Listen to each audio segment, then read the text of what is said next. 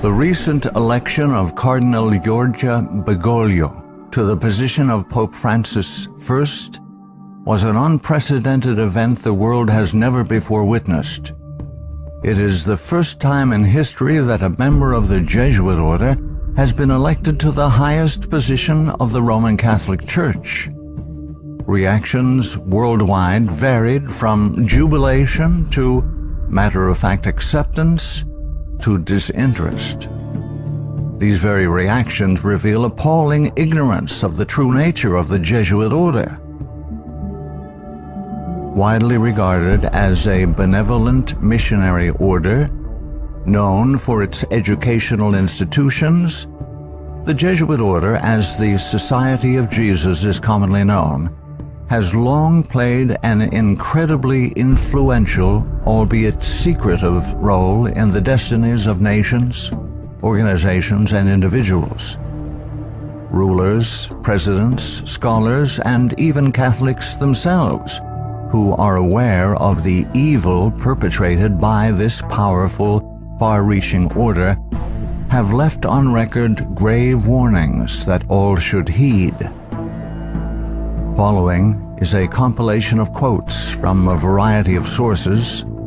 Some admit that their own diabolical organizations were modeled on Jesuit principles. Others give warning. A number of those who sought to warn did so at the cost of their lives. World's Last Chance would encourage all to carefully study the following material. Proverbs 1:5 tells us, "A wise man will hear and will increase learning, and a man of understanding shall attain unto wise counsels." Ignatius Loyola, 1491 to 1556, founder of the Society of Jesus and its first superior general. Nor will it contribute a little to our advantage if with caution and secrecy we foment and heighten the animosities that arise among princes and great men, even to such a degree that they may weaken each other. But if there appear any likelihood of reconciliation, then as soon as possible let us endeavor to be the mediators, lest others prevent us. Finally, let all with such artfulness gain the ascendant over princes, noblemen, and the magistrates of every place, that they may be ready at our beck even to sacrifice their nearest relations and most intimate friends when we say it is for our interest and advantage. Let proper methods be used to get knowledge of the animosities that arise among great men, that we may have a finger in reconciling their differences. For by this means we shall gradually become acquainted with their friends and secret affairs, and of necessity engage one of the parties in our interests. Immediately upon the death of any person of post, let them take timely care to get some friend of our society preferred in his room. But this must be cloaked with such cunning and management as to avoid giving the least suspicion of our intending to usurp the prince's authority. Putting aside all private judgment, we should always be ready to accept this principle. I will believe that the white I see is black, if the hierarchical church so defines it. Princes and persons of distinction everywhere must, by all means, be so managed that we may have their ear, and that will easily secure their hearts, by which way of proceeding all persons will become our creatures, and no one will dare to give the society the least disquiet or opposition. Finally, the society must endeavor to effect this at least, that having gotten the favor and authority of princes, those who do not love them at least fear them. Paolo Sarpi, 1552 to 1623, a Venetian patriot, scholar, scientist, and church reformer. They are a public plague and the plague of the world. From the Jesuit colleges there never is sent a pupil obedient to his father, devoted to his country, loyal to his prince. Every species of vice finds its patronage in them. There is no perjury, nor sacrilege, nor parricide, nor incest, nor rapine, nor fraud, nor treason which cannot be masked as meritorious beneath the mantle of their dispensation. Muccio Vitelleschi, 1562 to 1645, 6th Superior General of the Society of Jesus. When sovereigns require a Jesuit's opinion on any subject, the Jesuit in question is to report the matter to his superior, who is to lay it before several Jesuits for discussion. The resolution formed after this consultation is supplied to the Jesuit, who has been consulted by the sovereign. Priest Antoine Arnaud, 1612 to 1694. Do you wish to excite troubles, to provoke revolution, to produce the total ruin of your country? Call in the Jesuits and build magnificent colleges for these hot-headed religionists. Suffer those audacious priests in their dictatorial and dogmatic tone to decide on affairs of state. Michelangelo Tamburini, 1648 to 1730, 14th Superior General of the Society of Jesus. See, sir, from this chamber I govern not only to Paris, but to China, not only to China, but to all the world, without anyone to know how I do it.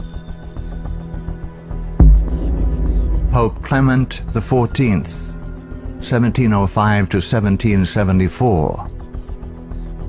Following are Pope Clement XIV's words upon signing the bull of suppression and extinction of the Jesuits.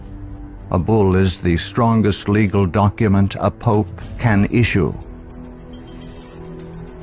The suppression is accomplished. I do not repent of it, having only resolved on it after examining and weighing everything, and because I thought it necessary for the Church. If it were not done, I would do it now. But this suppression will be my death. Pope Clement XIV knew the Jesuits very well and expected to die at their hands. He was correct. He was poisoned. A peasant woman was persuaded by means of a disguise to procure entrance into the Vatican and offered to the Pope a fig in which poison was concealed. Clement XIV was exceedingly fond of this fruit and ate it without hesitation. The same day the first symptoms of severe illness were observed, and to these rapidly succeeding violent inflammation of the bowels. He soon became convinced that he was poisoned and remarked, "Alas, I knew they would poison me, but I did not expect to die in so slow and cruel a manner." His terrible sufferings continued for several months. When he died, the poor victim, said Comenon, of the execrable Jesuits to which the Bishop of Pistoia, Scipio di Ricci, the nephew and heir of Jesuit General Ricci, fully agreed. Pope Pius VII, the Pope who restored the Society of Jesus. Soon after Pope Pius VII was released from Napoleon's prison in 1814, he quickly restored the Society of Jesus with the papal bull Sollicitudo Omnium Ecclesiarum. If any should again attempt to abolish it, the Society of Jesus, he would incur the indignation of Almighty God and of the holy apostles Peter and Paul. John Adams, 1735–1826, second President of the United States of America. In 1816, John Adams wrote to Thomas Jefferson, third President of the United States, regarding the restoration of the Society of Jesus. My history of the Jesuits is not eloquently written, but it is supported by unquestionable authorities, is very particular and very horrible. Their restoration is indeed a step toward darkness, cruelty, perfidy, despotism, death. I do not like the appearance of the Jesuits. If ever there were a body of men who merited eternal damnation on earth and in hell, it is this Society of Loyolas. Shall we not have regular swarms of them here, in as many disguises as only a king of the gypsies can assume, dressed as painters, publishers, writers, and schoolmasters? If ever there was a body of men who merited eternal damnation on earth and in hell, it is this Society of Loyolas. We are compelled by our system to offer them asylum. Napoleon Bonaparte, 1769–1821, Emperor of the French. The Jesuits are a military organization, not a religious order. Their chief is a general of an army, not the mere father abbot of a monastery. And the aim of this organization is power. Power in its most despotic exercise. Absolute power, universal power, power to control the world by the volition of a single man. Jesuitism is the most absolute of despotisms, and at the same time the greatest and most enormous of abuses. The general of the Jesuits insists on being master sovereign over the sovereign. Wherever the Jesuits are admitted, they will be masters, cost what it may. Their society is by nature dictatorial, and therefore it is the irreconcilable enemy of all constituted authority. Every act, every crime, however atrocious, is a meritorious work, if committed for the interest of the Society of the Jesuits or by the order of the general. Adam Weishaupt, 1748–1830, a Jesuit German philosopher and founder of the Order of the Illuminati. The degree of power to which the representatives of the Society of Jesus had been able to attain in Bavaria was all but absolute. Members of the order were the confessors and preceptors of the electors, hence they had a direct influence upon the policies of government. The censorship of religion had fallen into their eager hands, to the extent that some of the parishes even were compelled to recognize their authority and power. To exterminate all Protestant influence and to render the Catholic establishment complete, they had taken possession of the instruments of public education. It was by Jesuits that the majority of the Bavarian colleges were founded, and by them they were controlled. By them also the secondary schools of the country were conducted. The Marquis de Lafayette, 1757–1834, a French statesman and general.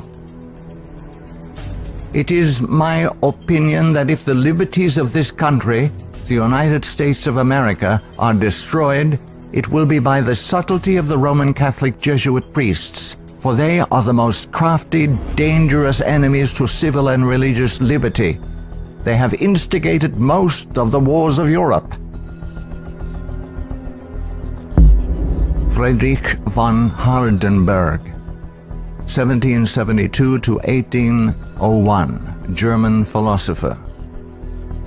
Never before in the course of the world's history had such a society, that is, the Jesuit order, appeared. The old Roman Senate itself did not lay schemes for world domination with greater certainty of success. André-Marie Jean-Jacques Dupin, 1783 to 1865, a French statesman.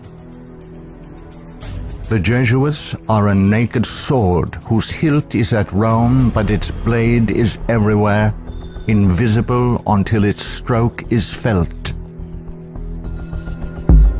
Samuel Morse, 1791 to 1872, American inventor of the telegraph. They are Jesuits. This society of men, after exerting their tyranny for upwards of 200 years, at length became so formidable to the world, threatening the entire subversion of all social order, that even the Pope, whose devoted subjects they are, and must be, by the vow of their society, was compelled to dissolve them. They had not been suppressed, however, for 50 years before the waning influence of popery and despotism required their useful labors to resist the light of democratic liberty, and the Pope, Pius VII, simultaneously with the formation of the Holy Alliance, revived the order of the Jesuits in all their houri. From their vow of unqualified submission to the sovereign pontiff, they have been appropriately called the Pope's bodyguard. And do Americans need to be told what Jesuits are? They are a secret society, a sort of Masonic order, with super-added features of revolting odiousness, and 1,000 times more dangerous. They are not merely priests or of one religious creed. They are merchants and lawyers and editors and men of any profession having no outward badge in this country by which to be recognized. They are about in all your society. They can assume any character, that of angels of light or ministers of darkness, to accomplish their one great end, the service upon which they are sent, whatever that service may be. They are all educated men, prepared and sworn to start at any moment and in any direction, and for any service, commanded by the general of their order, bound to no family, community, or country by the ordinary ties which bind men, and sold for life to the cause of the Roman pontiff. And who are these agents? They are for the most part Jesuits, an ecclesiastical order proverbial through the world for cunning, duplicity, and total want of moral principle, an order so skilled in all the arts of deception that even in Catholic countries, in Italy itself, it became intolerable and the people required its suppression. Orestes Augustus Brownson, 1803 to 1876, New England intellectual and activist, preacher, labor organizer, and noted Catholic convert and writer. Undoubtedly, it is the intention of the Pope to possess this country, America. In this intention, he is aided by the Jesuits and all the Catholic prelates and priests. If the Catholic Church becomes predominant here, Protestants will all be exterminated. Abraham Lincoln, 1809 to 1865, 16th President of the United States of America. This war, the American Civil War, 1860 to 1865, would never have been possible without the sinister influence of the Jesuits. We owe it to popery that we now see our land reddened with the blood of her noblest sons. Though there were great differences of opinion between the South and North on the question of slavery, neither Jeff Davis nor any one of the leading men of the Confederacy would have dared to attack the North had they not relied on the promise of the Jesuits that under the mask of democracy, the money and the arms of the Roman Catholics, even the arms of France, were at their disposal if they would attack us. The Protestants of both the North and South would surely unite to exterminate the priests and the Jesuits if they could learn how the priests and nuns and the monks which daily land on our shores under the pretext of preaching their religion are nothing else but the emissaries of the Pope, of Napoleon III, and the other despots of Europe to undermine our institutions, alienate the hearts of our people from our Constitution and our laws, destroy our schools, and prepare a reign of anarchy here as they have done in Ireland, in Mexico, in Spain, and wherever there are any people who want to be free. I am so glad to meet you again, he said. You'll see that your friends the Jesuits have not yet killed me, but they would have surely done it when I passed through the most devoted city, Baltimore, had I not defeated their plans by passing incognito a few hours before they expected me. New projects of assassination are detected almost every day, accompanied with such savage circumstances that they bring to my memory the massacre of St. Bartholomew and the gunpowder plot. We feel, at their investigation, that they come from the same masters in the art of murder, the Jesuits.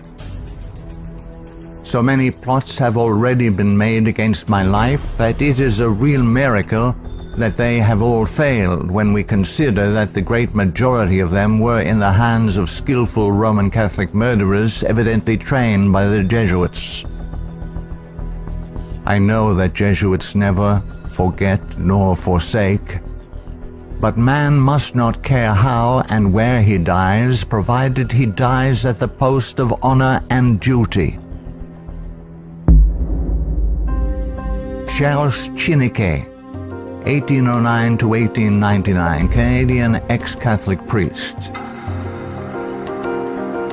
From that the Catholic priests with the most admirable ability and success have gathered their Irish legions into the great cities of the United States, and the American people must be very blind indeed if they do not see that if they do nothing to prevent it, the day is very near when the Jesuits will rule their country, from the magnificent White House at Washington to the humblest civil and military department of this vast republic. Brigadier General Thomas M. Harris, 1817 to 1906, physician and Union General during the Civil War. The organization of the Roman Catholic hierarchy is a complete military despotism of which the Pope is the ostensible head. The Black Pope is the head of the Order of the Jesuits and is called a general. He not only has command of his own order, but directs and controls the general policy of the Roman Catholic Church. He is the power behind the throne and is the real potential head of the hierarchy. There is no independence of thought or of action in its subordinate parts, implicit and unquestioning obedience to the orders of superiors in authority is the sworn duty of the priesthood of every grade. It would seem that the Jesuits had had it in mind from the beginning of the war, the American Civil War of 1861 to 1865, to find an occasion for the taking off, that is the assassination, of Mr. Abraham Lincoln. The favorite policy of the Jesuits is that of assassination. Fyodor Dostoevsky, 1821 to 1881, famous Russian novelist. The Jesuits are simply the Roman army for the earthly sovereignty of the world in the future, with the Pontiff of Rome for emperor. That's their ideal. It's simple lust of power, of filthy earthly gain, of domination, something like a universal serfdom with them as masters. That's all they stand for. They don't even believe in God, perhaps. Margaret F. Cusick, 1829 to 1899, converted nun of Kenmare. The great idea of the Jesuit has always been a universal spiritual and temporal monarchy in which the Jesuit should reign supreme. England has always been the place desired for the base of operations necessary for this end. Hence the blood, the tears shed, and the schemes undertaken in this country by the Jesuit. He has by no means ended his efforts for the subjugation of the world to Rome through England. When the Jesuit is expelled from one place, he is not slow to find another. France may reject him, not without cause, but England opens her arms to him. Catholic Italy may deprive him of the glories of his once famous home in the Jesuit, but America opens her doors to him. He is the wandering Jew of the Romish Church. He is followed by the execrations of those by whom he was once beloved until they discovered his iniquities. Charles Haddon Spurgeon, 1834 to 1892, British particular Baptist preacher known as the Prince of Preachers.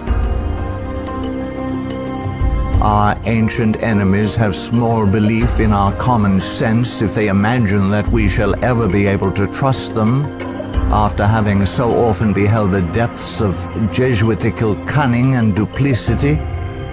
The sooner we let certain archbishops and cardinals know that we are aware of their designs and will in nothing cooperate with them, the better for us and our country. Of course, we shall be howled at as bigots, but we can afford to smile at that cry when it comes from the church which invented the Inquisition. No peace with Rome is the motto of reason as well as of religion. Richard W. Thompson, 1809 to 1900, Secretary of the Navy, United States of America. The Jesuits are the deadly enemies of civil and religious liberty. The Jesuit general occupies the place of God and must be obeyed, howsoever the peace and welfare of the multitude may be imperiled or the nations be convulsed from center to circumference. The Society of Jesuits must obtain the mastery, even if general anarchy shall prevail, or all the world besides be covered with the fragments of a universal wreck. The sovereigns of the Holy Alliance had massed large armies and soon entered into a pledge to devote them to the suppression of all uprisings of the people in favor of free government. And he, Pius VII, desired to devote the Jesuits, supported by his pontifical power, to the accomplishment of that end. He knew how faithfully they would apply themselves to that work, and hence he counseled them in his decree of restoration to strictly observe the useful advices and salutary counsels whereby Loyola had made absolution the cornerstone of the society. Luigi de Sanctis, 19th century ex-official censor of the Inquisition. All these things caused the Father General of the Jesuits to be feared by the Pope and sovereigns. A sovereign who is not there, the Jesuits' friend, will sooner or later experience their vengeance. At what then do the Jesuits aim? According to them, they only seek the greater glory of God. But if you examine the facts, you will find that they aim at universal dominion alone. They have rendered themselves indispensable to the Pope, who without them could not exist, because Catholicism is identified with them. They have rendered themselves indispensable to governors and hold revolutions in their hands. And in this way, either under one name or another, it is they who rule the world. He who thinks he knows the Jesuits by having read all the books that were written in the past century, the 18th century, to unmask them would be grossly deceived. The Jesuitism of that day was an open war against the gospel and society. The Jesuitism of the present is a slow but contagious and deadly disease which secretly insinuates itself. It is a poison taken under the name of medicine. G. B. Nicolini, Italian ex-Catholic, in 1854 published the finest Italian history of the Jesuits in existence. Take the Jesuit for what he ought or appears to be, and you commit the greatest of blunders. Draw the character after what the Jesuit seems to be in London, you will not recognize your portrait in the Jesuit of Rome. The Jesuit is the man of circumstances. Despotic in Spain, constitutional in England, republican in Paraguay, bigot in Rome, idolater in India. He shall assume and act out in his own person, with admirable flexibility, all those different features by which men are usually to be distinguished from each other. He will accompany the gay women of the world to the theater and will share in the excesses of the debauchee. With solemn countenance he will take his place by the side of the religious man at church, and he will revel in the tavern with the glutton and the sot. He dresses in all garbs, speaks all languages, knows all customs, is present everywhere, though nowhere recognized, and all this, it should seem, O monstrous blasphemy, for the greater glory of God, ad majorem Dei gloriam. The members of the society are divided into four classes: the professed, coadjutors, scholars, and novices. There is also a secret fifth class, known only to the general and a few faithful Jesuits, which perhaps more than any other contributes to the dreaded and mysterious power of the order. It is composed of laymen of all ranks, from the minister to the humble shoeboy. These are affiliated to the society, but not bound by any vows.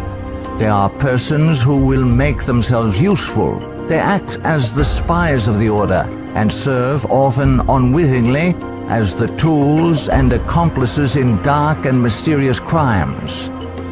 The Jesuit Father Francis Pellico candidly confesses that the many and illustrious friends of the society remain occult and obliged to be silent. There is no record in history of an association whose organization has stood for 300 years unchanged and unaltered by all the assaults of men and time, and which has exercised such an immense influence over the destinies of mankind. The ends justify the means is his favorite maxim, and as his only end, as we have shown, is the order, at its bidding, the Jesuit is ready to commit any crime whatsoever. The immense wealth of the Jesuits has been bequeathed to them by wills made at the last hour. Francis Parkman, 1823 to 1893, American historian. The Jesuits, then as now, were the most forcible exponents of ultramontane principles. The Church to rule the world, the Pope to rule the Church, the Jesuits to rule the Pope. Such was and is the simple program of the Order of Jesus, and to which they have held fast except on a few rare occasions of misunderstanding with the vice-regent of Christ. Hector Macpherson, 1851 to 1924, prolific Scottish writer and journalist. So hurtful was the Jesuit order found to be that up to 1860 it was expelled no fewer than 70 times from countries which had suffered from its machinations. In spite of continental warnings, England under Queen Victoria, 1837 to 1901, who opened up communication with the Vatican in 1877 and enabled the order to carry out its Second Irish Massacre, 1845 to 1850, has become a Jesuit dumping ground. Those whom other countries have found from sad experience to be enemies, Britain allows to land on her shores and to carry on, unmolested, their work of iniquity. We are carrying toleration to excess, and unless there is a change of policy, this nation will one day pay a heavy penalty. Father Jeremy J. Crowley, 1861 to 1927, American ex-Catholic priest. All through the Middle Ages and the Renaissance period, the popes kept Italy in turmoil and bloodshed for their own family and territorial advantages, and they kept all Europe in turmoil for 2 centuries after the Reformation, in fact, just as long as they could in the wars of religion. Their whole policy is based on stirring up hatred and promoting conflicts from which they hope to draw worldly advantage. Popes and their Jesuitical agents have been and are the instigators of wars, and while the world is having real pain, Rome is having champagne. The Jesuit Superior General is at the head of this black and mute militia which thinks, wills, acts, obeys as the passive instrument of his designs. Their whole life must have but one aim, the advancement of the Jesuit order to which they are attached. How long shall the Roman Catholic hierarchy play the people for fools? Shall the government be of the people, for the people, and by the people, or by the Pope? Let's not let the Pope of Rome name our president for us. Lovers of your country, beware of Jesuitical intrigues, the political power of Romanism, and the honeyed words of politicians reaching after the presidency. Ellen G. White, 1827 to 1915, prolific author and American Christian pioneer. Jesuitism inspired its followers with fanaticism. There was no crime too great for them to commit, no deception too base for them to practice, no disguise too difficult for them to assume. It was a fundamental principle of the order that the end justifies the means. By this code, lying, theft, perjury, assassination were not only pardonable but commendable when they serve the interests of the Church. Under various disguises, the Jesuits worked their way into offices of state, climbing up to be the counselors of kings and shaping the policy of nations. Edmund Ronayne, 1832 to 1911, former Freemason who served as both secretary and master of Keystone Lodge.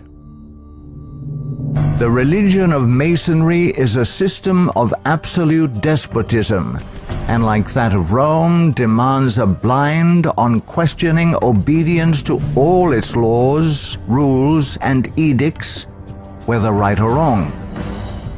What a singular commentary on the indifference, the subserviency, or the cowardice of society that an institution professedly organized by such cunning knaves, the Jesuits, and for such base purposes, and which has been sustained by fraud, falsehood, and deception from the commencement of its career to the present time, should be permitted today to dictate to, if not virtually to rule the nation, and to create such a dread in communities that even some of the ministers of Christian denominations, who detest its vile philosophy and who would like to see it swept from the face of the earth, are absolutely afraid to mention its name, either in the pulpit, the prayer meeting, or the Sabbath school, lest its secret vendetta vengeance might, in some concealed manner, be wreaked upon them. Adolf Hitler, 1889 to 1945, Austrian-born German politician and the leader of the Nazi Party. I have learned most of all from the Jesuit order. So far, there has been nothing more imposing on earth than the hierarchical organization of the Catholic Church. A good part of that organization I have transported direct to my own party. The Catholic Church must be held up as an example. I will tell you a secret. I am founding an order. In Himmler, I see our Ignatius de Loyola. Walter Friedrich Schellenberg, 1910 to 1952, German SS Brigadier Führer, who rose through the ranks of the SS to become the head of foreign intelligence. The SS had been organized by Himmler according to the principles of the Jesuit order. The rules of service and spiritual exercises prescribed by Ignatius de Loyola constituted a model which Himmler strove carefully to copy. Absolute obedience was the supreme rule. Every order had to be executed without comment. Avro Manhattan, 1914 to 1990, a writer and philosopher. The Jesuits are one of the largest stockholders in the American Steel Company, Republic, and National. They are also among the most important owners of the 4 greatest aircraft manufacturing companies in the U.S., Boeing, Lockheed, Douglas, and Curtiss-Wright. No political event or circumstance can be evaluated without the knowledge of the Vatican's part in it, and no significant world situation exists in which the Vatican does not play an important explicit or implicit role.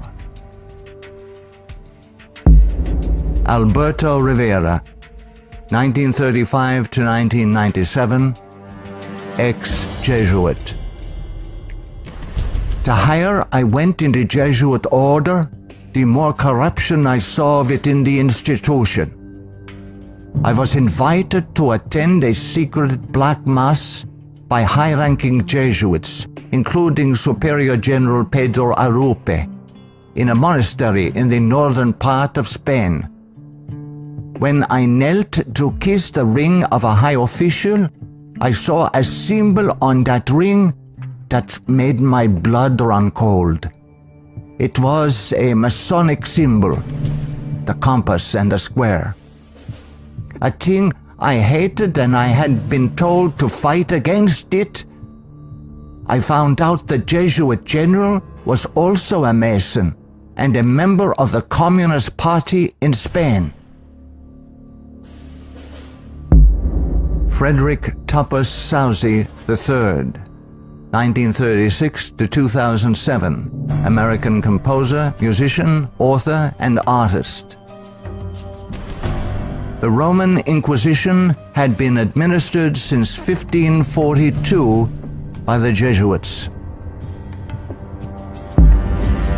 Edmund Paris, 1894 to 1970, author of The Secret History of the Jesuits. The public is practically unaware of the overwhelming responsibility carried by the Vatican and its Jesuits in the starting of the two world wars, a situation which may be explained in part by the gigantic finances at the disposition of the Vatican and its Jesuits, giving them power in so many spheres, especially since the last conflict. The Jesuits are a secret society, a sort of Masonic order, with super-added features of revolting odiousness and 1,000 times more dangerous. The Führer had come to power thanks to the votes of the Catholic Zentrum, Central Party overseen by Jesuit Ludwig Kass, only 5 years before, 1933. But most of the objectives cynically revealed in Mein Kampf were already realized. This book was written by the Jesuit-controlled Father Bernhard Stempfler and signed by Hitler. For it was the Society of Jesus which perfected the famous Pan-German program as laid out in this book, and the Führer endorsed it. Nino Lobello, 1922 to 1997, American author and journalist, specialized in writing about the Vatican. The Pope's confessor, an ordinary priest, must be a Jesuit. He must visit the Vatican once a week at a fixed time, and he alone may absolve the Pope of his sins. Michael Bunker, American writer, historian, theologian. There is a conspiracy against Christendom, but who are Satan's agents in this conspiracy? The agents are the Jesuits. Even though the Jesuits exude vast influence and control in the areas of theology, education, recorded history, and current media, I am still perplexed that virtually no literature exists exposing the Jesuits' influence on mainline Protestantism. In this work, the author uncovers forgotten history regarding the cooperative salvation theology of the Jesuits. From Cain to Charles G. Finney, this book proves that modern Protestantism has abandoned the doctrines of grace and embraced the satanic doctrines of cooperative salvation. Eric John Phelps, 1953, still living, author and protagonist in the truth-seeking movement in the United States. In the 20th century, the Jesuits have conducted their Inquisition under the names of Nazism, Fascism, Communism, and now Islamic terrorism, with their inquisitors Adolf Hitler, Francisco Franco, Joseph Stalin, and now Osama bin Laden. Today, the Black Pope orders his Holy Office of the Inquisition, renamed in 1965 the Sacred Congregation for the Doctrine of the Faith, through his international intelligence community headed by papal knights, including Skull and Bonesman George W. Bush. To the abhorrent Jesuit doctrine of regicide, the killing of kings, we must now direct our attention that we may understand an established policy calculated to obtain or maintain the mastery of all nations following well-planned assassinations. In the past, the order's assassins were either Jesuits, like Jacques Clement, or killers easily connected to the influence of the company, men like John Wilkes Booth. Today, these professional terminators are cleverly distanced from their Masonic master, the Black Pope, and given deceptive titles by the Pope's internationally controlled press corps, jurists, and historians. Such titles as anarchists, nihilists, rogue agents within intelligence agencies, or just lone nut assassins. Sometimes these individuals in fact do the killing, consciously and unconsciously, as do the programmed Manchurian candidates, they sacrifice themselves, die in the act, or are punished for their crimes. Created by Loyola in 1534 and sanctioned by Paul III in 1540.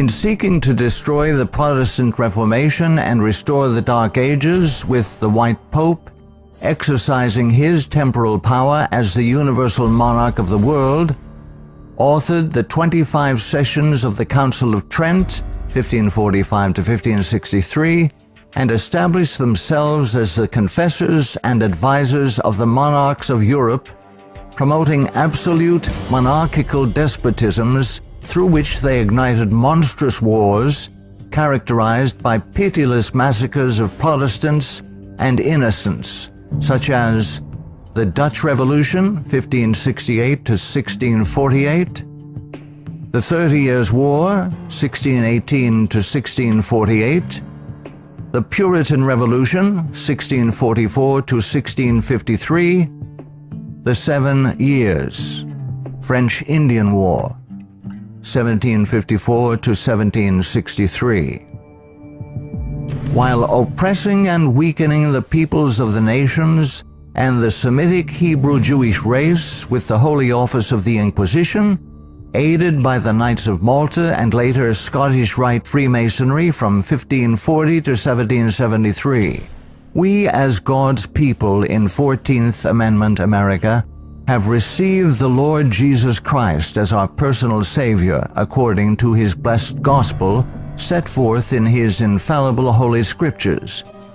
The authorized King James Version of 1611, must repent of our personal and national sins. Then we must forsake them. Some of those sins are: 1. Permitting the army of the Black Pope, the company of the Society of Jesus, to exist, mightily prosper, and absolutely control the government of the United States through its Council on Foreign Relations within our borders. 2. Believing the Jesuit-controlled American press, which has continually lied and deceived us throughout the 20th century. 3. Permitting the Jesuits' Federal Reserve banking system and United Nations to exist within our borders, as these two bodies have successfully destroyed popular liberty, liberalism, and the national sovereignty of every nation in the world pursuant to the purposes of the Jesuits' Holy Alliance. 4. Waiving our Fourth and Fifth Amendment rights secured by the declaratory and restrictive clauses of the Bill of Rights at the insistence of the Baptists of Virginia, and so dearly paid for with torrents of blood by our Protestant forefathers, through filing our confessions every April 15th, paying the heavy and progressive communist income tax, thereby financing a multitude of sins. 5. Permitting the drafting, vaccinating, and sending of our sons abroad to fight the Pope's foreign wars, such as the war in Vietnam and the recent wars in Serbia, Iraq, and now Afghanistan, resulting in the further destruction of American liberals and foreign heretics so condemned by the Jesuits' Council of Trent. 6. Permitting the Jesuits, in control of the government of the American Empire, to use our military and financial might to enthrone dictators around the world whose first allegiance is to Rome, thereby restoring the temporal power of the Jesuits, infallible Pope, returning the world to the Dark Ages. 7. Consenting to the Jesuits' Supreme Court decisions in removing the Protestant Bible and prayer from the bulwark of American liberty so hated by the Jesuits, the public school system. 8. Consenting to the immigration of millions of Roman Catholics and pagan persons of color whose loyalty to the Pope or their own race, religion, and nationality is greater than their loyalty to our Protestant constitution and Republican form of government, thereby creating a multitude of agitations justifying more centralization of power in Washington, D.C., and through amalgamation, the Africanization of the American white Celtic Anglo-Saxon race, being historically the greatest enemy of the Jesuit order, especially its Bible-believing Protestants and Baptists, as intended by the Company of Jesus pursuant to its Jesuit oath. 9. Consenting to the Jesuit Supreme Court's several decisions of forced integration, resulting in the destruction of both the white and black races through amalgamation, as the exchange of viruses, bacteria, and parasites, unique to each race, creates powerful combinations in the offspring, producing a non-resistant, weak, and sterile population within 5 generations. 10. Consenting to the Jesuit Supreme Court's decision of legalized abortion, resulting in the mass murder of unborn babies, polluting the land with innocent blood, ultimately collapsing the Ponzi scheme called the Social Security system, justifying mass murder of the elderly by the coming fascist dictator, provoking the Lord against us to consume us, until there be no remnant nor escaping in the land, by means of a massive military invasion composed of a coalition of nations, cleansing the land with the blood of unrepentant and unforgiven American murderers. 11. Succumbing to race hatred as a result of Jesuit-controlled Masonic agitators such as the White Knights of the Ku Klux Klan and the Black Nation of Islam, justifying the imposition of martial law when the inner-city race wars begin. 12. Sheepishly giving up our real wealth, gold and silver coins in exchange for indulgences, the Jesuits' worthless paper money called Federal Reserve notes, and thereby becoming a nation of overworked, unprincipled, money-hungry thieves. 13. Consenting to the cattle brand of the Jesuits' Social Security number as a means of identification to be used by their international intelligence community, begun by Hitler's SS at Dachau, it being the forerunner of. 14. Obeying the evil 1968 gun law of Nazi origin and thereby, upon purchasing new firearms, blindly registering our guns, our swords of just defense, enabling the coming Jesuit-controlled white fascist military dictator to ultimately take them from us, making our annihilation sure pursuant to the Council of Trent. 15. Committing a multitude of personal sins, both public and private, ensuring that our annihilation will be a righteous act in the eyes of both the risen Son of God and mortal man. Far from being the benevolent educational missionary society many view the Society of Jesus as being, the Jesuit order is responsible for some of the most heinous acts in recorded history. They have battled truth and righteousness, crushed religious liberty, influenced kings, and sought to mold the course of history to carry out their own agenda. Now that the visible head of the Roman Catholic Church is himself a member of this order, the power of the Jesuit order is complete. Let all who love truth, all who love freedom, take heed and beware of the danger now facing the world in the person of Pope Francis I. Error and wickedness will ever seek to use force against truth and righteousness. Now is the time to draw close to Yahuwah, setting aside the sin that doth so easily beset, and surrender all to the Creator. he will accept all who come to him in faith. A prudent man foreseeth the evil, and hideth himself, but the simple pass on, and are punished.